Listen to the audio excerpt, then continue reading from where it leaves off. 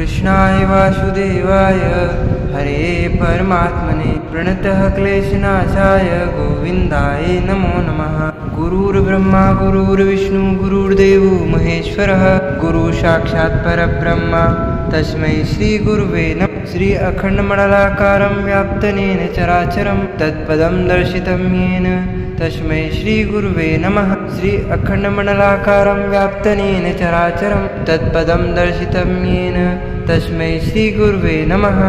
जय जय श्री राधारमण जय जय नवल किशोर जय गोपी चितचोर प्रभु जय जय माखन चूर। मात मेरी श्री राधिका पिता मेरे घनश्याम इन दोनों के चरणन में मेरा बारंबार प्रणाम मेरा बारंबार प्रणाम। बोले श्री लक्ष्मी नारायण भगवान की जय, श्री वृंदावन बिहारी लाल की जय, श्री राधे रानी सरकार की जय, श्री पुरुषोत्तम भगवान की जय, मोर मुकुटवंशी वाले की जय। श्री पुरुषोत्तम मास महात्मा कथा अध्याय 13। ऋषि लोग बोले, हे सूत, हे महाभाग, हे सूत, हे बोलने वालों में श्रेष्ठ, पुरुषोत्तम के सेवन से राजा दृढ़धनवा शोभन राज्य पुत्र आदि तथा पतिव्रता स्त्री को किस तरह प्राप्त किया और योगियों को भी दुर्लभ भगवान के लोक को किस तरह प्राप्त हुआ। हे तात, आपके मुख कमल से बार बार कथा सार सुनने वाले हम लोगों को अमृत पान करने वालों के समान कथा मात्र पान से तृप्ति नहीं होती है। इस कारण से इस पुरातन इतिहास को विस्तार पूर्वक कहिए। हमारे भाग्य के बल से ही ब्रह्मा ने आपको दिखलाया है। सूत जी बोले, हे विप्रलोक, सनातन मुनि नारायण ने इस पुरातन इतिहास को नारद जी के प्रति कहा है। वही इतिहास इस समय मैं आप लोगों से कहता हूँ। मैंने जैसा गुरु के मुख से राजा दृढ़धनवा का पापनाशक चरित्र पढ़ा है उसको सब मुनि श्रवण करे। श्री नारायण बोले, हे ब्राह्मण नारद सुनिए, मैं पवित्र करने वाली गंगा के समान राजा दृढ़धनवा की सुंदर तथा प्राचीन कथा कहूँगा।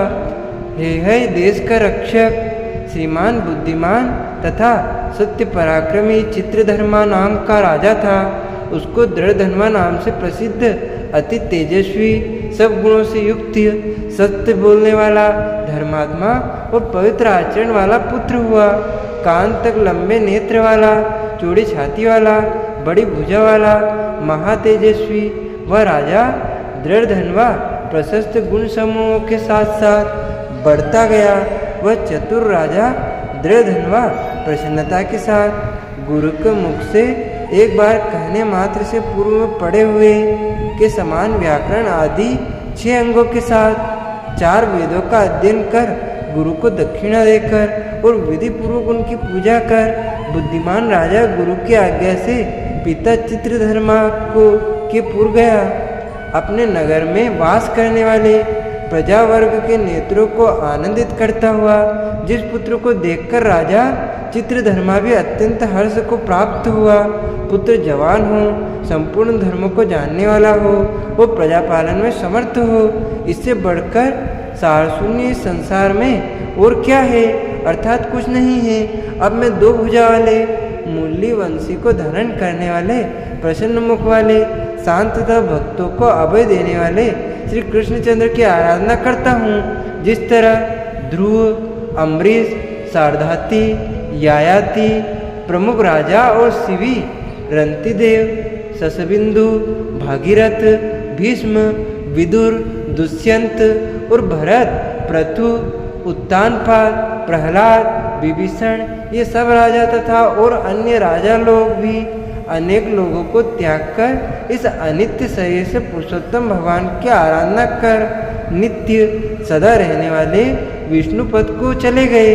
उसी तरह स्त्री, मकान, पुत्र आदि में स्नेहमय बंधन को तोड़कर वन में जाकर हरि का सेवन करना हमारा भी कर्तव्य है। ऐसा मन में निश्चय कर समर्थ राजा दृढ़धनवा को राज्य का भार देकर स्वयं विरक्त हो शीघ्र ही पुलह ऋषि के आश्रम को चला गया, जहाँ जाकर संपूर्ण कामनाओं से निष्प्रह हो और भोजन त्याग कर हर समय मन से श्री कृष्णचंद्र का स्मरण करता हुआ तप करने लगा।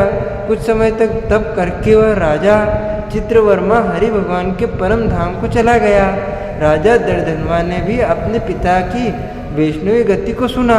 उस समय पिता के परम धाम गमन से हर्ष और वियोग होने से शोक युक्त राजा दर्दनवा पितृभक्ति के विद्वानों के वचन में स्थित होकर परलौकिक क्रिया को करने लगा।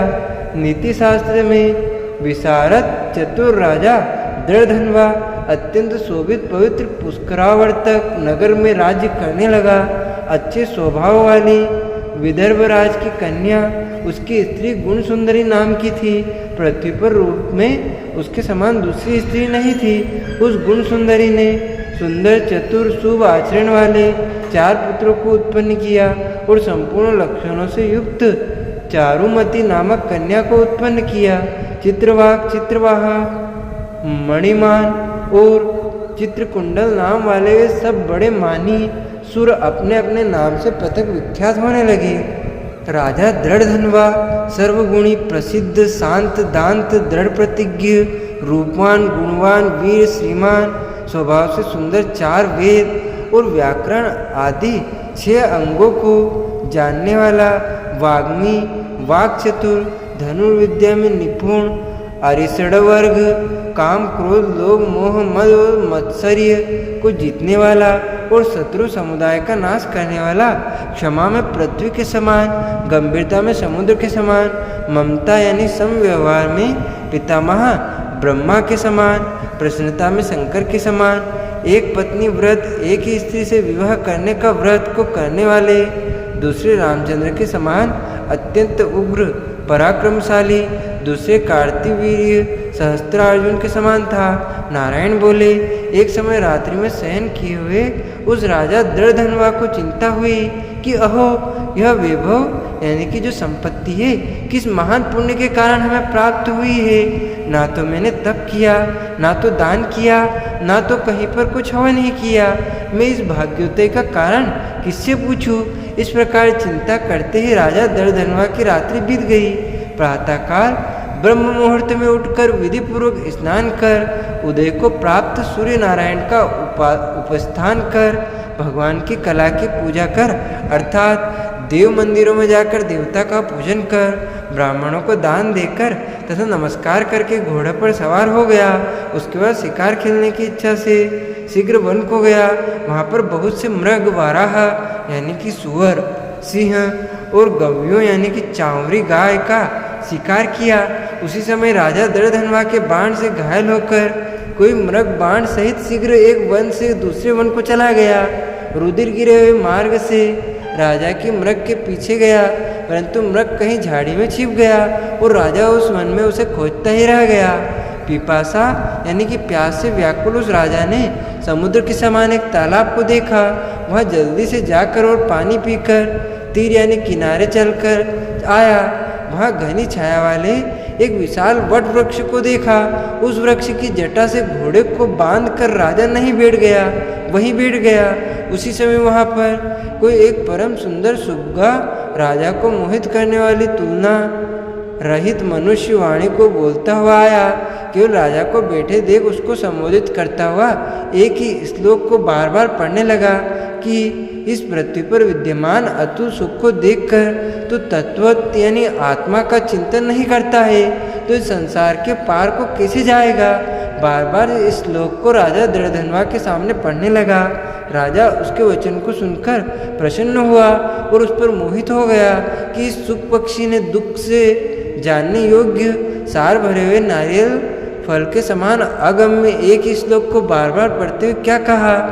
क्या यह कृष्ण द्वैपायन वेदव्यास के श्रेष्ठ पुत्र सुखदेव जी तो नहीं है जो कि श्री कृष्णचंद्र के सेवक मुझको मूढ़ और संसार सागर में डूबा हुआ देखकर राजा परीक्षित के समान कृपा कर उद्धार करने की इच्छा से मेरे पास आए हैं। इस तरह चिंतन करते हुए राजा दर्दनवा की सेना समीप आ गई।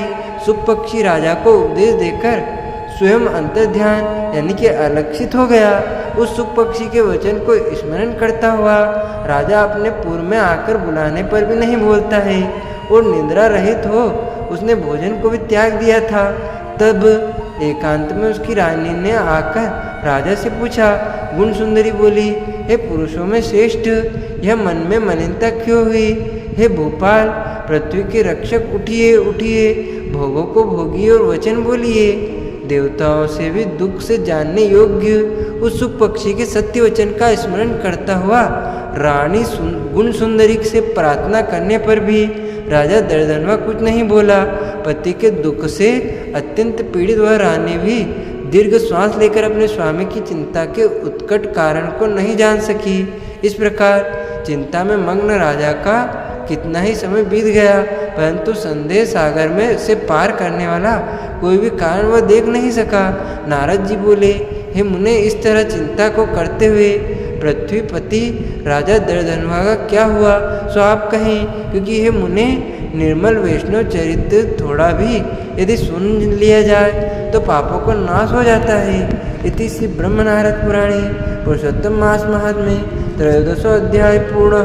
बोले श्री लक्ष्मी नारायण भगवान की जय, श्री वृंदावन बिहारी लाल की जय, श्री कृष्ण चंद्र भगवान की जय।